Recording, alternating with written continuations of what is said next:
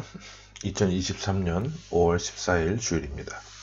5월의 둘째 주일인데요. 오늘은 고린도전서 6장 말씀을 함께 나누기를 원합니다. 6장 1절부터 20절 말씀이 본문이고요. 신약성경 269쪽이 되겠습니다. 오늘 말씀의 제목을 이렇게 정해봤어요. 차라리 이런 제목으로 함께 하나님 말씀을 나누기를 원합니다.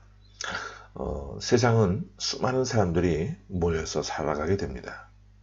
많은 사람들이 모여 있다 보니까 이런저런 공동체도 만들게 되고 또 이런저런 모임도 또 단체도 만들면서 살게 되는데, 그 모습을 볼 때 좋은 점도 분명히 있지만 불편한 점도 또 단점도 굉장히 많다는 것을 우리가 잘 경험을 해서 알고 있습니다. 그 대표적인 문제가 뭐냐 하면 바로 분쟁의 문제예요. 분쟁이 아예 없으면 좋겠지만 분쟁은 반드시 이런 사회 구조라고 한다면 발생하게 되어 있다는 것이죠. 가장 좋은 건 분쟁이 발생하기 전에 여러 가지 제도와 법으로 분쟁 자체를 없애면 좋겠지만 그럴 수 없기 때문에 분쟁이 발생하면 서로 간 타협과 양보가 필요합니다. 노사관계도 그렇잖아요. 대화를 통해서 어떤 것은 수용하고 또 어떤 것은 양보하고, 혹은 분쟁이 발생하고 나면 내가 조금이라도 잘못한 것이 있으면 또 반드시 사과하고, 나에게 내가 가져갈 이익을 좀 덜 갖고 나에게 오는 손해를 감수하고 살아갈 때 공동체 불화를 막아낼 수 있는 그런 모습, 이것이 굉장히 필요한 시대를 우리가 살아가고 있습니다. 하지만 살아가다 보면 분쟁이 발생하게 되어 대화와 타협을 하지 않고 끝까지 갈 때까지 가는 사람들이 있어요. 그런 사람들이 하는 말이 있죠. 법대로 하자라는 말입니다. 그런데 법대로 하는 것은요, 가장 최악의 방법이에요. 왜냐하면 법은 그렇게 친절하지 않기 때문에 그렇습니다. 법은 우리가 처한 상황이나 사람들의 감정을 고려하지 않아요. 무미건조합니다. 법조문에 있는 그대로 판단합니다. 그래서 가끔씩 일반 사람들의 법 감정이나 우리의 정서와 상황과는 전혀 동떨어진 그런 재판 결과들이 나오는 것도 바로 이런 법의 속성에 기인하는 것이죠. 그래서 지혜로운 사람들은요, 끝까지 가지 않습니다. 법에 호소하지도 않습니다. 지혜로운 사람은 서로 간의 양보와 타협을 하기 위해서 대화를 하는 사람들이에요.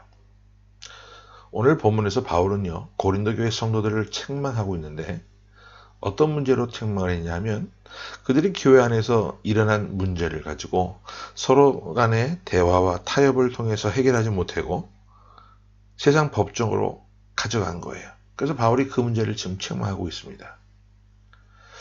자, 우리가 지금 계속해서 고린도 교회의 문제들을 살펴보고 있는데, 오늘은 또 분쟁의 문제가 또 생겼어요. 그죠? 그전에는 분열의 문제도 있었고, 음행의 문제도 있었고, 우상 숭배의 문제도 있었는데, 이제는 송사의 문제도 발생하게 됩니다. 그러면 본문 1절 말씀부터 함께 보겠습니다. 시작. 너희 중에 누가 다른 이와 더불어 다툼이 있는데 구태여 불의한 자들 앞에서 고발하고 성도 앞에서 하지 아니하느냐. 여기서 바울이 말하고 있는 불의한 자들은 믿지 않는 세상 이방인들을 말합니다. 성도들 간의 교회 공동체에도 사람들이 모이는 곳이기 때문에 분쟁이 아예 없을 수는 없어요. 고린도 교회에 분쟁이 일어났는데 그 문제를 교회 공동체 안에서 지혜롭게 타협해서 해결하지 못하고 이 문제를 가지고 세상 법정으로 갔다. 이 부분에 대해서 지금 바울이 책망을 하고 있습니다. 계속해서 2절을 보겠습니다. 시작. 성도가 세상을 판단할 것을 너희가 알지 못하느냐. 세상도 너희에게 판단을 받겠거든 지극히 작은 일 판단하기를 감당하지 못하겠느냐. 바울은 이런 생각을 하고 있었던 것 같아요. 세상을 판단하는 것은 성도가 해야 한다. 왜 그럴까? 믿는 사람과 믿지 않는 사람은 아주 중요한 큰 차이를 가지고 있기 때문에 그런데, 믿지 않는 사람들이나 믿는 사람들이나 공통적으로 마음에 가지고 있는 것이 있어요. 바로 양심이라고 하는 거죠. 사람은 누구나 태어나면서부터 양심이라고 하는 것을 갖고 태어나게 됩니다. 하지만 거듭난 사람들은 거듭나지 않은 사람, 세상 사람들과는 또 구별된 다른 한 가지를 갖게 되는데, 그것이 바로 성령입니다. 그러므로 믿는 사람은 두 가지 필터를 가지게 돼요. 양심의 필터와 성령의 필터. 믿지 않는 사람은요, 이 성령의 필터를 가지지 못합니다. 양심의 필터라고 하는 것은 수동적이지만 성령의 필터는 늘 능동적이에요. 예를 들어서 내 이웃을 내 몸과 같이 사랑하라. 이 말씀에 대해 세상 사람들은 전혀 반응을 하지 않습니다. 수동적인 양심만 갖고 있기 때문에 사람을 때리지 않고 돈을 갈취하지 않고 괴롭히지 않으면 그들은 양심에 대한 의무를 다 했다라고 생각을 합니다. 하지만 성령은 그렇지 않아요. 내 몸과 같이 형제를 적극적으로 사랑하지 못했던 내 모습이 양심에는 찔리지 않을 수 있겠지만 성령에는 걸리는 것이 된다는 겁니다. 그래서 성령 받은 사람들은요, 더 예민하고 민감한 사람들이 되어야 돼요. 성령을 받은 성도들은 성령에 의해서 움직이는 사람들이기 때문에 도덕적인 성품이나 영적인 민감성이 훨씬 더 탁월해야만 됩니다. 그런데 성령의 필터를 가진 사람들이요, 양심의 필터를 가진 사람들에게 호소한다? 이것 자체가 바울이 이해할 수 없었던 거죠.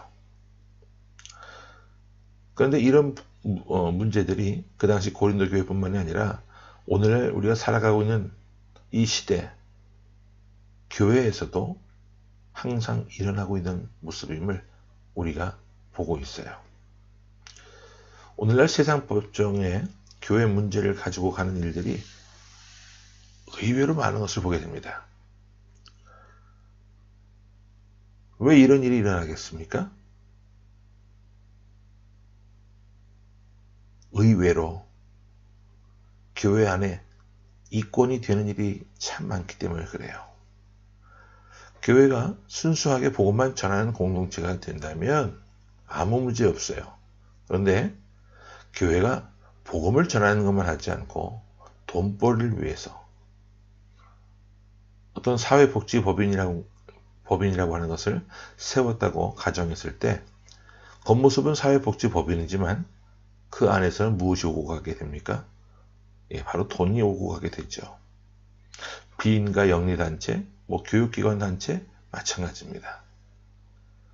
돈 때문에 서로가 타협하지 못하고 양보하지 못해요. 사람들이 물질 때문에 신앙도 팔아먹는 세상이 되었습니다. 그래서 교회 안에 일어나는 이 수많은 문제들이 이권 다툼 때문에 발생을 하고 또 이 문제를 갖고 세상 법정에 나가는 거죠. 얼마나 부끄러운 일인지 몰라요. 교회 안에서 어떤 세습의 문제가 생겼을 때 그 교회 자체 내에서 해결이 안 되잖아요. 교단에 속해 있는 그 총회에 또 재판을 의뢰하기도 하고 더 나아가서는 또 세상에 나가서 세상 법정에 그 문제를 다루게 되는 이런 모습들이 지금 의외로 많은 것을 보게 됩니다. 참 부끄러운 모습인데요.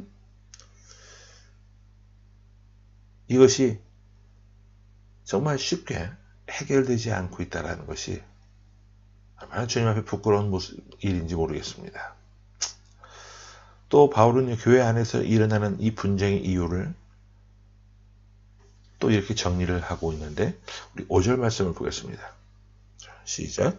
내가 너희를 부끄럽게 하려 하여 이 말을 하노니 너희 가운데 그 형제간의 일을 판단할 만한 지혜 있는 자가 이같이 하나도 없느냐.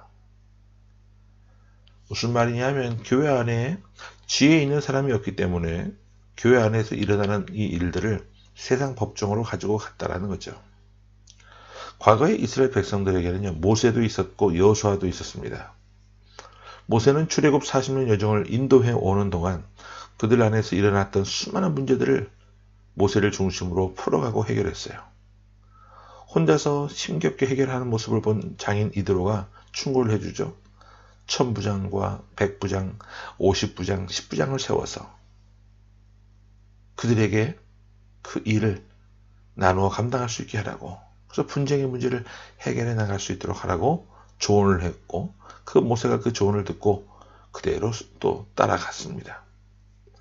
모세가 세상을 떠난 이후에 여호수아는 가나안 땅에 들어가서 자신을 중심으로 백성들의 분쟁을 해결했어요. 하지만 여호수아가 죽고 이스라엘 공동체 안에 어른이 사라졌을 때, 지혜로운 자가 사라졌을 때 그들은 사사시대의 혼란을 경험하게 됩니다.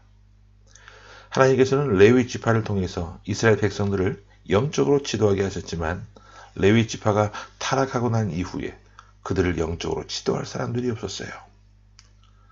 사사기에서는 이런 말씀이 나오잖아요. 그때 이스라엘에 왕이 없으므로 백성들이 자기 소견에 옳은 대로 행하였다. 기분 나는 대로 살았다 그 말이죠. 오늘날 수많은 교회 공동체 안에서 일어나는 그 문제들을 자체적으로 해결하지 못하고 세상 법정으로 가져가는 이유가 바로 이런 거예요. 교회 공동체 안에 믿고 따를 만한, 영성이 깊은, 존경받을 만한 어떤 목회자, 중직들, 어른들이 없다라는 거죠. 이건 정말 심각한 문제가 아닐 수 없는데, 그래서 바울이 고린도 교회 성도들에게 극약 처방을 내립니다. 자, 7절 말씀을 보겠습니다. 자, 시작. 너희가 피차 고발함으로 너희 가운데 이미 뚜렷한 허물이 있나니 차라리 불의를 당하는 것이 낫지 아니하며 차라리 속는 것이 낫지 아니하냐.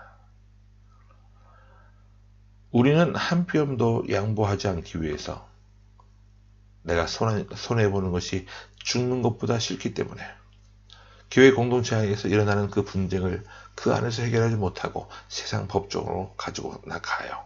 하지만 바울이 말하는 것, 이미 세상 법정으로 교회 안에서 발생한 그 문제를 가져가는 것은 하나님께 큰 죄를 범하는 것이니 너희들이 차라리 법정에 가지 말고 서로 불의를 당하고 손해를 보는 것이 낫지 않겠느냐. 바로 이런 말씀을 하는 거예요. 차라리 너희들이 손해를 보는 게 낫지 어째서 교회가 더 손해를 보게 하고 그리스도께서 피로 값주고 사신 이 교회가 세상 사람들에게 손가락질을 받게 하느냐. 바로 이런 애절한 바울의 호소를 우리가 지금 듣고 있는 겁니다. 우리가 다 세상 법정에 호소할 수 있는 자유의 권리는 있습니다. 하지만 이 모든 것이 하나님의 영광이 되는 것은 아니라는 것 또한 우리가 알게 되길 바랍니다. 12절과 13절 보고 정리해 보겠습니다. 시작. 모든 것이 내게 가하나 다 유익한 것이 아니요 모든 것이 내게 가하나 내가 무엇에든지 얽매이지 아니하리라. 음식은 배를 위하여 있고 배는 음식을 위하여 있으나 하나님은 이것저것을 다 패하시리라. 몸은 음란을 위하여 있지 않고 오직 주를 위하여 있으며 주는 몸을 위하여 계시느니라. 우리 몸은 무엇을 위해 있다라고 이야기합니까? 바로 주를 위하여 있다라고 바울이 정리해주고 있어요. 우리가 살아가야 할 목표는 오직 주님이십니다. 우리는 주의 영광을 위하여 살아가야 하는데 내가 교회에서 혹은 사회에서 조금이라도 손해보는 것을 견디지 못한다면 우리는 주님을 위해서 살아가는 모습이 아닌 거예요. 송사와 분쟁의 문제뿐만 아니고 우리 인생이 살아가는 평생의 삶이 내가 손해보는 것, 이런 것에 대해서 견디지 못하는 속 좁은 인생이 되지 않기를 바랍니다. 오직 우리는 주를 위하여 살고 있다는 사실을 기억하고 내가 손해보는 것이 주의 영광을 드러내는 일이라고 한다면 얼마든지 손해볼 수 있는, 차라리 손해를 보는 그런 모습을 갖게 되어야 합니다. 얼마든지 양보하고 얼마든지 타협을 하고 이런 모습을 통해 주님의 영광을 나타내는 복된 삶의 모습이 되시기를 간절히 주의 이름으로 축원합니다. 아멘. 함께 말씀을 기억하면서 기도하겠습니다. 주님 감사합니다. 이 땅에서 일어나는 수많은 분쟁의 모습들을 우리가 보고 있지만 오히려 세상에서 일어나는 그런 믿지 않는 사람들 사이에서 일어나는 송사의 문제보다 교회 내에서 일어난 어떤 문제를 통해서 세상 법정으로 그 문제를 끌고 나가서 교회가 분열되고 더 하나님의 영광을 가리는 그런 교회들의 모습을 우리가 또한 보는 그런 시대를 살고 있습니다. 하나님, 이런 시대에 과연 우리는 어떻게 살아가야 할지 곰곰이 하나님 우리 자신을 말씀을 통하여서 비추어 보고 우리는 그 사람들을 바라볼 때 과연 어떤 모습인지 그들과 별반 다르지 않은 내 자신이 자신에게 조금의 손해라도 온다면 침을 튀겨가면서 싸우고 조금이라도 손해를 보지 않고자 몸부림치는 그런 모습인지 아니면 내가 조금 덜 손해를 본다 할지라도 내가 이익을 적게 누리게 된다 할지라도 대화와 타협을 하며 하나님의 영광을 가리는 그 일만큼은 피하고자 노력하는 그런 불효의 모습인지 하나님 우리 자신을 살펴보게 하시고 가능하다면 부족한 인생들이지만 그럼에도 불구하고 하나님께서 부르시고 자녀 삼아주신 우리의 모습이기 때문에 하나님의 영광을 나타내고자 몸부림치며 살아나가는 그런 모습이 될 수 있도록 하나님 저희와 함께하여 주시기를 원합니다. 우리 몸은 주를 위하여 있다라고 하는 이 말씀을 기억하게 하시고 내가 손해보는 것이 주님의 영광을 드러내는 것이라면 얼마든지 손해볼 수 있는 그런 삶의 모습이 될 수 있도록 하나님 함께 하시고 우리에게 더 귀한 믿음을 허락해 주옵소서. 분쟁이 있는 곳에 나로 말미암아 문제가 해결되어지고 분쟁의 씨가 사그라들고 우리의 삶이 피스메이커로서 자리매김할 수 있는 그런 귀하고도 아름다운 모습이 될 수 있도록 하나님 우리를 사용하여 주옵소서. 살아계신 예수 그리스도 이름으로 감사하며 간절히 기도하옵나이다. 아멘.